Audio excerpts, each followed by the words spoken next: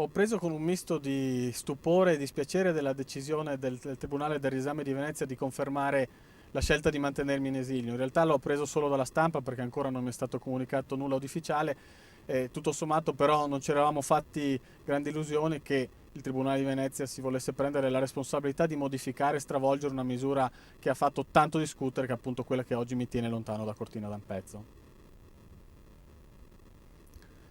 I fatti sono noti, sono stato accusato da una dipendente non riconfermata nel ruolo di responsabile dei lavori pubblici. Di fatto le accuse sono due: da un lato di aver suggerito senza essere ascoltato di abbassare la cifra di un bando per risparmiare dei soldi e di modificare un requisito che limitava la partecipazione al bando stesso, questo è configurato come abuso d'ufficio e turbativa d'asta, e poi l'aver chiesto in maniera anche decisa al comandante dei vigili di togliere gli autovelox, questo è considerato minaccia pubblica ufficiale. Ovviamente il processo stabilirà se il mio comportamento è stato regolare o meno, però ci tengo una volta di più a precisare che la stessa procura riconosce che dai miei comportamenti non ho tratto nessun vantaggio né diretto né indiretto, quindi non si discute della mia onestà, ma semplicemente se abbia così debordato dal ruolo del sindaco. Ma io mi chiedo, e mi chiedo anche alla luce dell'arresto avvenuto oggi di una collega di Montichiari che si era battuta per ottenere una compensazione maggiore del proprio comune, quale sia il ruolo di noi sindaci. Cioè, se noi non possiamo nemmeno dare dei suggerimenti ai funzionari, non possiamo richiamarli, non possiamo dargli indicazioni, cosa ci stiamo a fare? Non siamo qui per scaldare la poltrona, io credo che siamo qui per incidere sul territorio